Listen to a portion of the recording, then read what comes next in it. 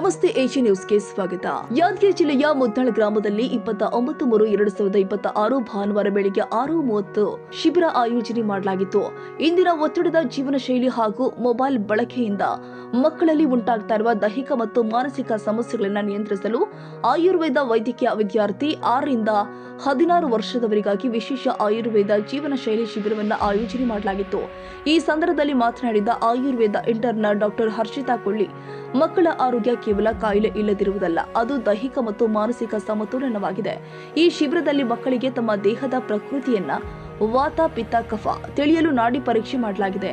ನಾಡಿ ಪರೀಕ್ಷೆಯು ಕೇವಲ ನಾಡಿ ಮಿಡಿತವಲ್ಲ, ಅದು ದೇಹದ ಒಳಗಿನ ಏರುಪೇರುಗಳನ್ನ ಪತ್ತೆ ಹಚ್ಚುವ ವಿಜ್ಞಾನವಾಗಿದೆ ಎಂದಿದ್ದಾರೆ. ಇನ್ನು ಶಿಬಿರದ ಪ್ರಮುಖ ಅಂಶಗಳನ್ನ ನೋಡುವುದಾದ್ರೆ, ಪ್ರಾಣಾಯಾಮದ ಶಕ್ತಿ, ಬೇಸಿಗೆಯ ಶಾಖ ಮತ್ತು ಓದಿನ ಒತ್ತಡವನ್ನ ಕಡಿಮೆ ಮಾಡಲು ಶೀತಲಿ ಮತ್ತು ಭ್ರಾಮರಿ ಪ್ರಾಣಾಯಾಮಗಳನ್ನ ಮಕ್ಕಳಿಗೆ ಅಭ್ಯಾಸ ಮಾಡಿಸಲಾಗಿದೆ. ಇವು ಏಕಾಗ್ರತೆಯನ್ನ ಹೆಚ್ಚಿಸಿ ಕೋಪ ಮತ್ತು ಆತಂಕವನ್ನ ಕಡಿಮೆ ಮಾಡುತ್ತೆ.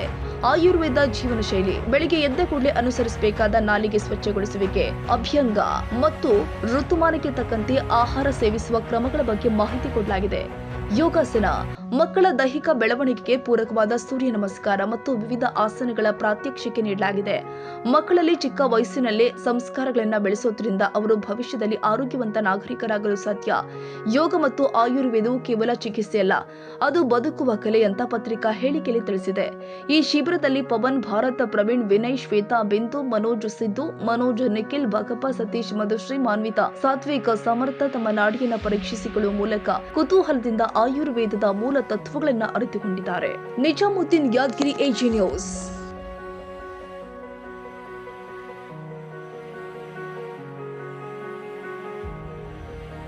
ಕನ್ನಡಿಗರ ಮೆಚ್ಚಿನ ನಿಮ್ಮ AJ 24/7 ನ್ಯೂಸ್ ಕನ್ನಡ ವಾಹಿನಿ ಇದೀಗ ಟಿವಿಯಲ್ಲಿ ಲಭ್ಯ.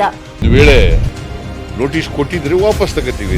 ಇವತ್ತು ವಕ್ಫ್ ಪ್ರಾಪರ್ಟಿ ಅಂತೇಳಿ ಬರ್ತದೆ ಅಂತ ಹೇಳಿದ್ರೆ ರೈತರು ಬೀದಿಗೆ ಬಂದು ಏನ್ ಮಾಡ್ಬೇಕಾಗತ್ತೆ? ಯಾರು ವೋಟ್ ಹಾಕಿಲ್ಲ ಅಂದ್ರೆ ಗ್ಯಾರಂಟಿನೆಲ್ಲ ಸ್ಟಾಪ್ ಮಾಡ್ಬಿಡ್ತೀವಿ.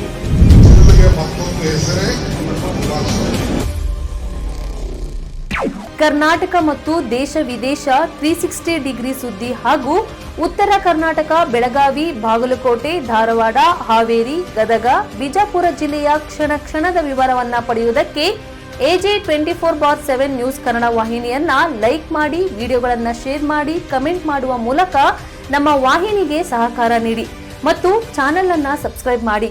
ಧನ್ಯವಾದಗಳು.